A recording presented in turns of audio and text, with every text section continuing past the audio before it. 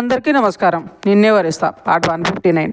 హితేషు, మధుర గారు, మహేంద్ర గారు ముగ్గురు కలిసి చిత్ర ఇంటికి వెళ్తారు. వాళ్ళని చూడగానే సుదర్శన్ గారు గౌరవంగా లేచి, ఆడపిల్ల తరపున వాళ్ళం మేము వచ్చి మీతో మాట్లాడాలి, కానీ మీరే మా ఇంటికి వచ్చారంటే మీవి ఎంత గొప్ప మనసులో అర్థమవుతున్నాయి అనగానే, అలాంటి పట్టింపులు తేడాలు మాకేవీ లేవు సుదర్శన్ గారు, మీరు అవేమీ ఆలోచించకుండా మీ అమ్మాయిని మా ఇంటికి పంపించండి చాలు అంటారు మహేంద్ర గారు.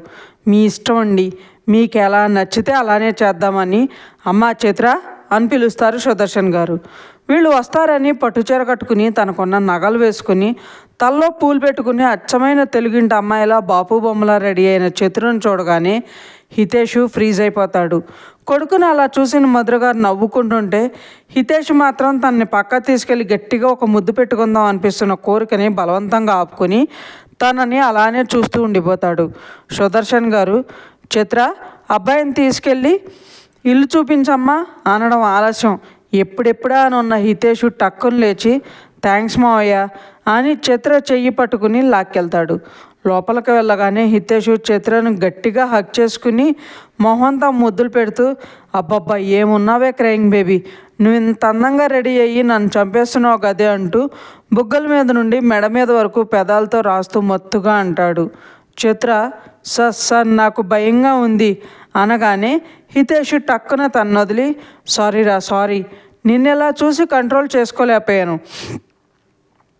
అని, రా బయటకు వెళ్దాం అని తన్నే తీసుకెళ్ళిపోతాడు.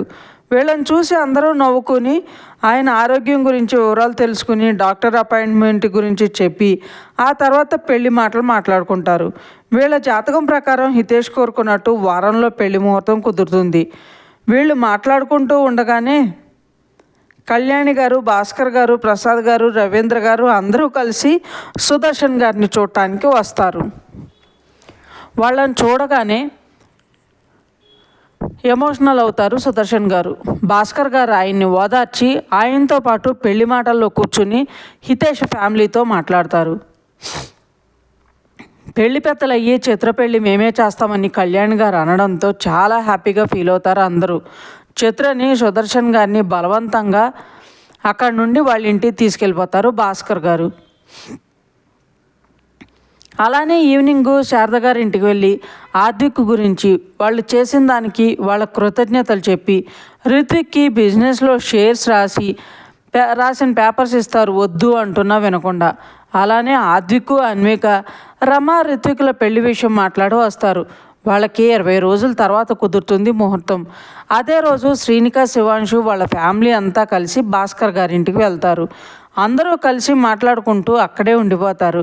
ఇలా 2 రోజులు ఒక్కొక్క రోజు ఒక్కొక్కరింట్లో ఉంటూ హ్యాపీగా గడిపేస్తూ హితేష్ పెళ్లి కోసం షాపింగ్ కూడా పూర్తి చేసేస్తారు.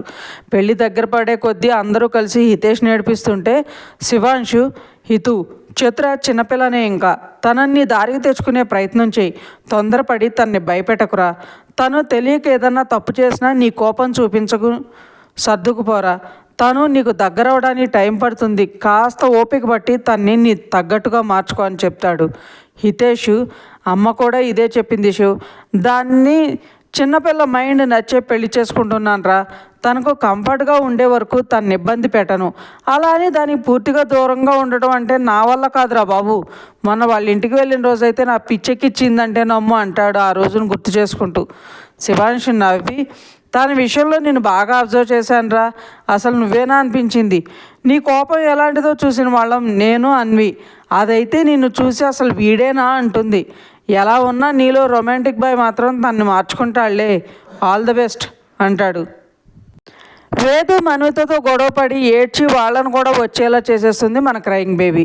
ఇక అందరూ కలిసారన్న ఆనందం ఒక పక్క అయితే, ఇక అక్కడ నేను ఉండలేను, నాకు హయ్యర్ స్టడీస్ వద్దు అంటూ మన్విత గొడవ చేయడంతో ఇండియాకి వచ్చేస్తాడు వేదు. ఇలా అందరి గోలతో పెళ్లి రోజు రానే వస్తుంది. ఈ గ్యాప్లోనే ఒకరికొకరు బాగా ఫ్రెండ్స్ అవుతారు. హితేష్ పెళ్లిలో అన్వికదే హడావుడంతా, తనకి తోడుగా శ్రీనిక, మన్విత. హితేష్ కోసం అన్విక చేస్తే చిత్ర కోసం అన్ని వాళ్ళే అయ్యి మన్విత, శ్రీనిక చేస్తారు. కన్యాదానం కళ్యాణి గారు, ప్రసాద్ గారు చేస్తారు. అందరి మధ్యలో అంగరంగ వైభవంగా హితేష్, చిత్ర పెళ్ళి అయిపోతుంది.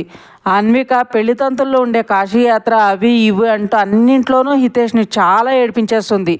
తన అల్లరిని చూసి అందరూ చాలా హ్యాపీగా ఫీల్ అవుతారు. అలా అన్ని కార్యక్రమాలు అయ్యేసరికి బాగా అలసిపోయి అందరూ నిద్రపోతారు. ఒక పక్క అన్నగా బాధ్యతలు చూసుకుంటూ ఈ హడావుల్లో అన్వికను కూడా చూసుకుంటూ గడిపేస్తాడు ఆద్విక్. నెక్స్ట్ డే హితేష్కి చిత్రకి ఫస్ట్ నైట్ అరేంజ్మెంట్స్ చేస్తారు పెద్దవాళ్ళు. అన్విక శ్రీనిక చతురని రెడీ చేస్తూ ఉంటే అక్కడ హితేష్ని రెడీ చేస్తూ ఉంటారు అబ్బాయిలు. వీళ్ళు ఇలా ఉండగా కింద పెద్దవాళ్ళు మాట్లాడుకుంటూ ఉంటారు. ఆ మాటల్లో భాస్కర్ గారు, కళ్యాణి, నిన్న పెళ్ళికి వచ్చిన హితేష్ ఫ్రెండ్ ఒక అతనికి మన నిరుపమ చాలా నచ్చిందంట. కాల్ చేసి సంబంధం అడగమన్నారు. చాలా మంచి కుటుంబం, బాగా ఆస్తులు కూడా ఉన్నాయి, ఇద్దరు అన్నదమ్ములు, ఇతను చిన్నవాడు అని చెప్తారు. ప్రసాద్ గారు, అవునా బావా, మంచి సంబంధం అయితే చేసేద్దాం, ఒకసారి తనని అడిగి అంటారు. కళ్యాణ్ గారు ఆలోచిస్తుంటే భాస్కర్ గారు, ఏమైంది కళ్యాణి, ఏమైనా ప్రాబ్లమా అని మాట్లాడుకుంటూ ఉండగానే నిరుపమ వస్తుంది. కళ్యాణ్ గారు తనని మా నుండి దూరం పంపడం నాకు ఇష్టం లేదన్నయ్య. అది నా కూతురు కాకపోయినా మమ్మల్ని మాత్రం అమ్మా నాన్న కంటే ఎక్కువ చూసుకుంది. మేము స్విస్లో, తను ఇండియాలో అంటే చాలా కష్టం కదా. అంతేకాకుండా అది లేకుంటే నేను ఉండలేను అంటారు. భాస్కర్ గారు, మీరు కూడా ఇండియా షిఫ్ట్ అవ్వచ్చు కదరా, అందరూ ఇక్కడే ఉన్నారు, మీరు మాత్రం అక్కడ దూరంగా ఎందుకు అంటారు. సుదర్శన్ గారు కూడా, అవును కళ్యాణి, అందరం ఒక దగ్గర ఉంటే బాగుంటుంది కదా అంటారు. ప్రసాద్ గారు కూడా, ఇన్ని రోజులు అందరికీ దూరంగా ఉంటూ భయంగా బాధగా బతికాం, ఇప్పుడైనా సంతోషంగా గడుపుదాం కళ్యాణి అంటారు. అయితే ఇక్కడే ఒక మంచి ఇల్లు చూడండి అన్నయ్య, ఈయన వెళ్ళేసి అక్కడ అన్నీ చక్కబెట్టుకుని వచ్చేస్తారంటారు కళ్యాణి గారు. భాస్కర్ గారు, ఇక్కడే అందరం కలిసి ఉందాం అంటారు భాస్కర్ గారు. ప్రసాద్ గారు, వద్దు బావా, ఈ విషయంలో మాత్రం బలవంతం చేయకండి అంటారు. భాస్కర్ గారు, మీ ఇష్టం బావా అని దగ్గరలోనే మంచి విల్లాలు కడుతున్నారు, దాన్ని అడుగుదాం అంటారు. కళ్యాణి గారు, అలాగే అన్నయ్య అంటారు. ప్రసాద్ గారు వెంటనే, పక్కపక్కనే 2 చూడండి బావా అంటారు. రవీంద్ర గారు, 2 ఎందుకురా అంటారు. మనం కలిసే ఉండాలని అనుకుంటున్నాను, కానీ నువ్వు వినవు, అందుకే పక్కపక్కనే ఇళ్ళనే చూడమంటున్నాను, ఈ విషయంలో నువ్వేం చెప్పినా నేను విన్ను అంటూ అక్కడి నుండి వెళ్ళిపోతారు ప్రసాద్ గారు. పైన హితేష్ చిత్రని రూమ్లో పంపి కిందకు వచ్చి అందరూ భోజనం చేసిన తర్వాత అన్విక ఆద్విక్ పడుకోవడానికి వెళ్తే శ్రీనిక, శివాంశు, వేదు, మన్విత ఇంటికి వెళ్తామంటారు.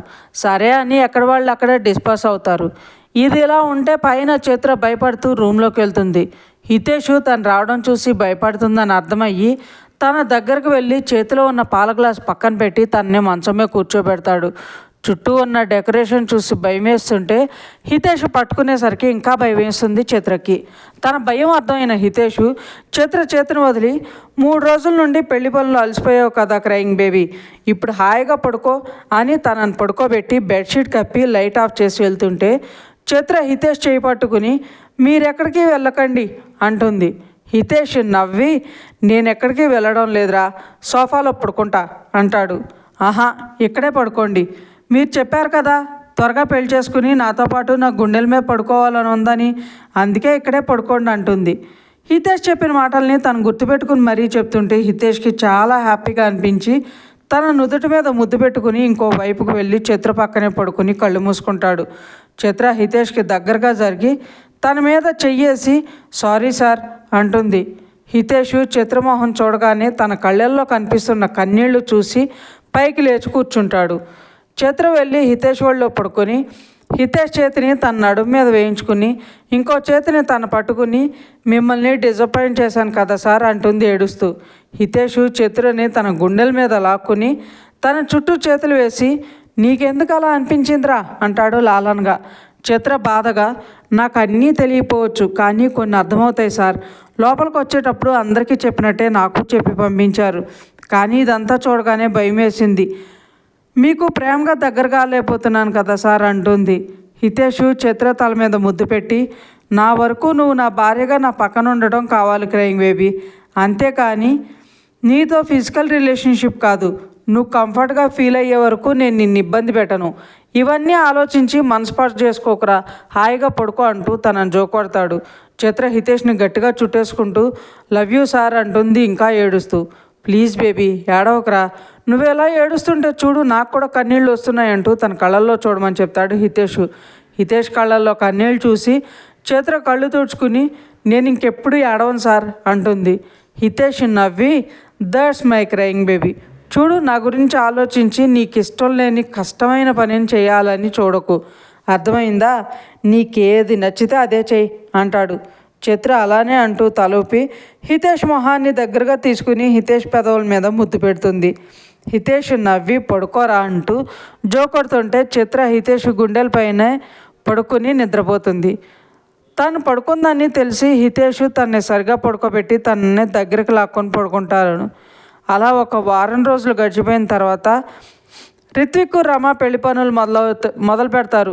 అన్వికను మాత్రం ఇన్వాల్వ్ కానివ్వలేదు అటు రిత్విక్ ఇటు రమ. అంతేకాకుండా అన్విక కోసం వాళ్ళ పెళ్ళి సింపుల్గా జరగాలని బంధువుల మధ్య గుళ్ళో చేసుకుంటారు. రమ గురించి ఆల్రెడీ హితేష్కి శివాంష్కి ఎప్పటి నుండో తెలుసు కాబట్టి అన్నీ వాళ్లే అయ్యి తనకు కావాల్సినవన్నీ చూసుకుంటారు. అన్వికకి దూరంగా ఉండను అంటూ రమ చెప్పేసి ఏడ్చేసరికి శారద గారు వాళ్ళు ఉండడానికి రిత్విక్ కూడా వాళ్ళకి దగ్గరలోని ఇల్లు తీసుకుంటాడు. కానీ రిత్విక్ మనీ ఇచ్చేలోపే శివాంశు హితేష్ దాన్ని కొనేసి రమ పేరు మీద రిజిస్టర్ చేయించేస్తారు. వాళ్ళ ప్రేమకి రమ చాలా హ్యాపీగా ఫీల్ అవుతుంది. ప్రసాద్ గారు కూడా ఇండియా వచ్చేయడంతో రిత్విక్ ప్రసాద్ గారి తోడుగా వాళ్ళ బిజినెస్లు చూసుకోవడం స్టార్ట్ చేస్తాడు. ఇది ఇలా ఉండగా అమ్మగారింటికి వచ్చిన శ్రీనిక్ కోసం వస్తాడు శివాంశు. వారం రోజుల నుండి శ్రీనిక ఊరికే గొడవ పడుతుంది తనతో. అలా గొడవ పడే కళ్యాణి గారి దగ్గరకు వచ్చేస్తుంది. ఎప్పుడూ లేనిది ఇప్పుడేంటో ఈ గొడవలు, అది కూడా చీటికి మాటికని అర్థం కాక శివాంశ్ ఎంత అడుగుతున్నా సరిగా మాట్లాడుతూ శ్రీనిక. కళ్యాణ్ గారు శివాంశుని చూసి జాను అమృత్ దగ్గర ఉంది శివ్, ఏమైంది, నిన్న నుండి చాలా చిరాగ్గా ఉంది, మీ ఇద్దరు ఏమైనా గొడవ పడ్డారా అని అడుగుతారు. లేదత్తయ్య, ఏమైందో ఏంటో ఊరికే అరుస్తుంది, గొడవ పడుతుంది, ఏడుస్తుంది, ఏమైందో ఏంటో నాకేం అర్థం కావడం లేదు అత్తయ్య అంటాడు శివాంశు. కళ్యాణి గారు డౌట్గా ఏమైనా కావాలని అడుగుతుందా అని అడుగుతారు. శివాంశు అత్తయ్య, అర్ధరాత్రి 2 లేచి నాకు నిద్ర రావడం లేదు, బయటికి వెళ్దాం అంటుంది. చలి చాలా ఎక్కువగా ఉంది జాను అంటే ఏడుస్తుంది. జలుబు ఉంది, ఐస్ క్రీమ్ కావాలంటుంది. తీసుకురాకపోతే ఒకటే గొడవ అని చెప్తాడు శివాంశు. కళ్యాణి గారు వెంటనే శివ్, నాకెందుకో జాను ప్రెగ్నెంట్ అని డౌట్గా ఉంది, మూడ్ స్వింగ్స్ ఉన్నా ఇలాగే బిహేవ్ చేస్తారు అని చెప్తారు. ఇంకా ఉంది ఫ్రెండ్స్, మీకు ఈ స్టోరీ నచ్చినట్లయితే లైక్ చేయండి, సబ్స్క్రైబ్ చేయండి. ఇంతలా ఆదరిస్తున్నందుకు థ్యాంక్ యూ సో మచ్.